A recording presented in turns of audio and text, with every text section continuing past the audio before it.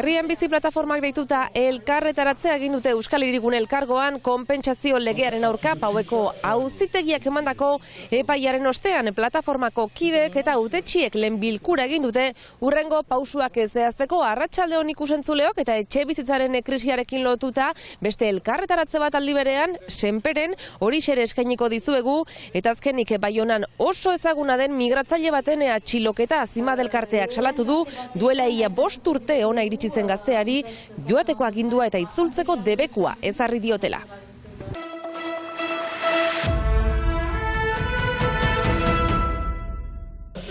Konpentsazio legea behin-behinean bertan behera geratu ostean, lehen elkarretaratzea egin dute Euskal Elkargoaren aitzinean ehunka herritarrek herrian bizi plataformak deituta. Bai, haserre gira eta gainera nonbaiten bakar batzuen diru irabaziak jartzen da eskubide, oinarrizko eskubide baten gainetik, gaitu etxe bizitzarena, eta hori larriagoa da. Guretzat hautetsientzat biziki importanta da ikustea, sozietatea, gizartea hor dela gure gibelean. Horretarazi behar da gu hautetsiak girela eta beraz bozkatuak izan girela gizartearen interesak defenditzeko. Eta uste dut gaur hori egiten dugun, eskuz esku, gu hautetsi bezala eta gizarte zibilarekin. Jan Etxegarai beste hainbat hautetsirekin batera plataformako kideekin batzartu da, hemendik goiti auzi administratibo eta juridikoari nola aurre egin aztertzeko. Estatu Kontseiluan helegitea jarriko dute, baina bidea luzea aurre ikusten da. Entzun dute gure eskairak eta gurekin ados dira. Etxebizitza arlo guztietan lana izanen da eta hautetxiekin eta jendarte zibilarekin. Bi ardatz nagusietan biltzen alda, lehenik hildo juridiko bat, istanda, errekurtsua eginen baitugu Estatu Kontseiluaren aintzinean, baina gero bada ere hildo politiko bat lantzeko eta hori gizarte zibilarekin eginen dugu, araudi hori berrikusteko edo berrantolatzeko ere, eta berriz beste araudi bat bada bozkarazteko, hori dena gizarte zibilarekin berdugu landu. Posten gira, Hirigune elkargoaren aldetik izan duten erreakzio azkarra, horrela egitearena, baina gainera eskatzen diogu ere bai beste urrats batu egin ditzan, batik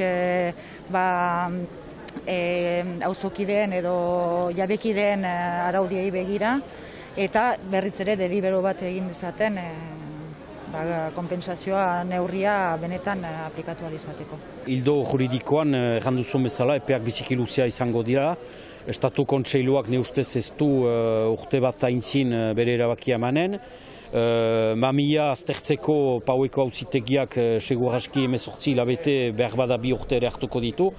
Ez dugu itxoiten al, ikusiz egoera larri hori zertan den, behar dugu beste hildo politiko hori landu, beste neurri batzuk ere hartzeko kontutan hainbezain laster.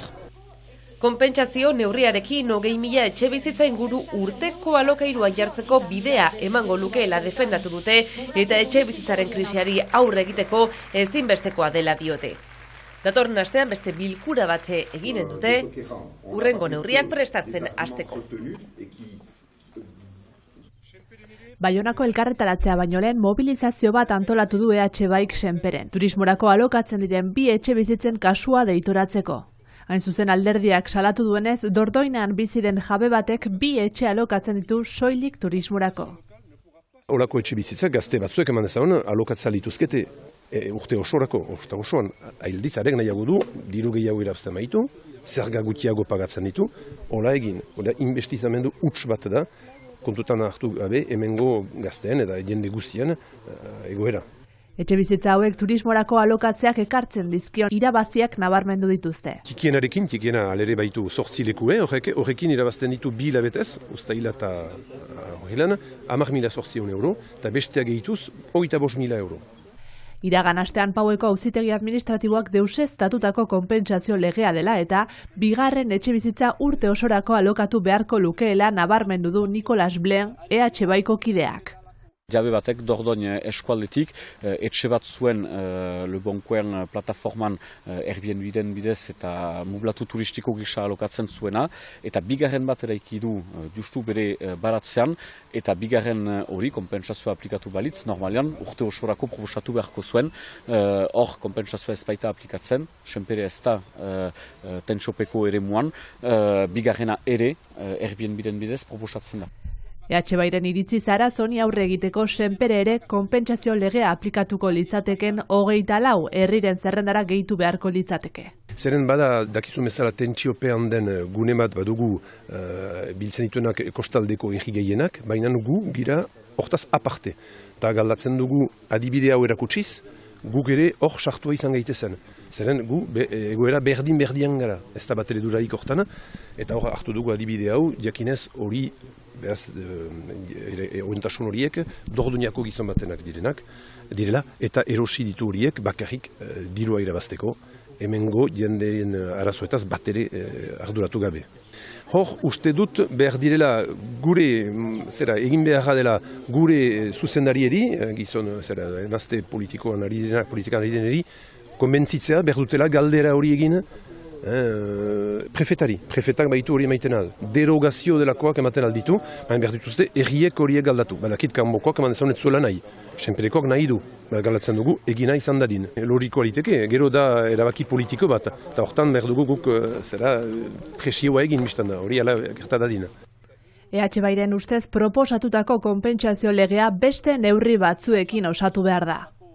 Konpentsazio sistemaren alde egin dugu azken hilabeteetan, gure hautetsiek ere elkargoan eta horren alde pusatu dute, ez dugu zalantzarik hortan, baina neurri hau osatu behar da beste dispositibo batzuekin, alokairuen arautze zorrotza, egoiliar estatutua, gure iduriko hori baita bigarren etxibizitzen kontrako neurri hausartena eta ere aginkorrena, baina bere ala, prefetak ere bere eskudu tentsopean den zonaldea edatzea eta senpereko kasua adibide argiena da, hemengo hautetsiek ere ez dute oraindik hautagaitza pausatu, baina jakinarazi dute prest zirela sartzeko eta konpentsazio sistema aplikatzeko egin egian, estatuak oniritzia eman behar du, eta lehen bailen, zenta ez dugu denborarik galtzeko etxebizitza eskubidearen alde. Datozen asteetarako dauden hitzorduei begira egutegi zehatz bat eta proposamen ausartak galdetu dizkio EH-Baik prefetari.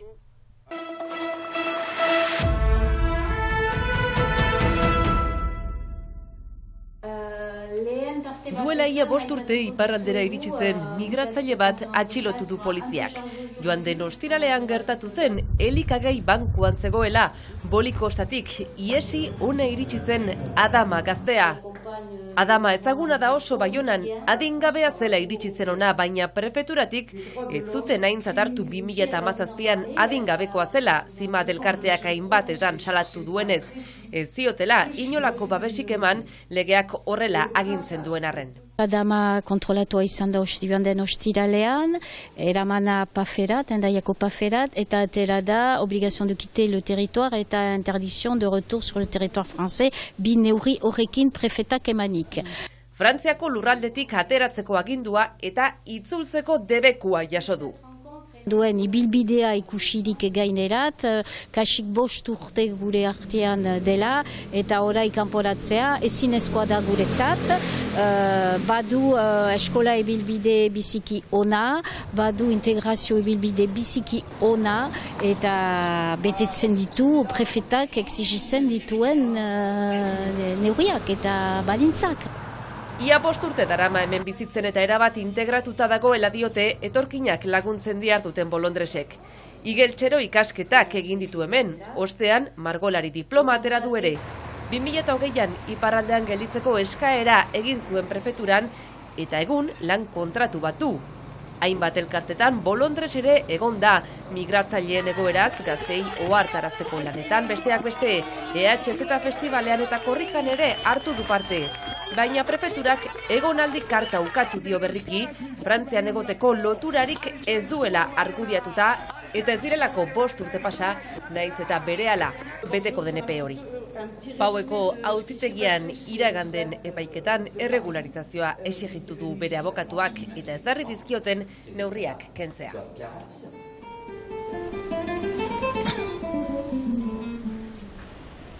Donibane Loitzunen Andaluziako besta ospatu berri dute. Mendekosteko asteburuarekin bat eginez, 25 urte baina gehiago dira festival hau ospatzen dutela.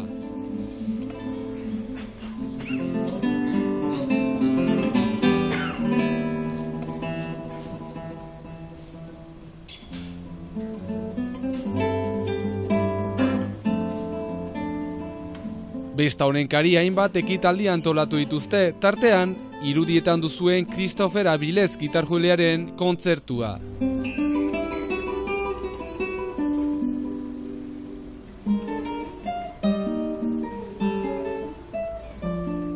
Emanaldi eder honen musika eta irudiekin agurtuko gara gaur, ikus entzuleok pas arratsaldeon eta bihar arte.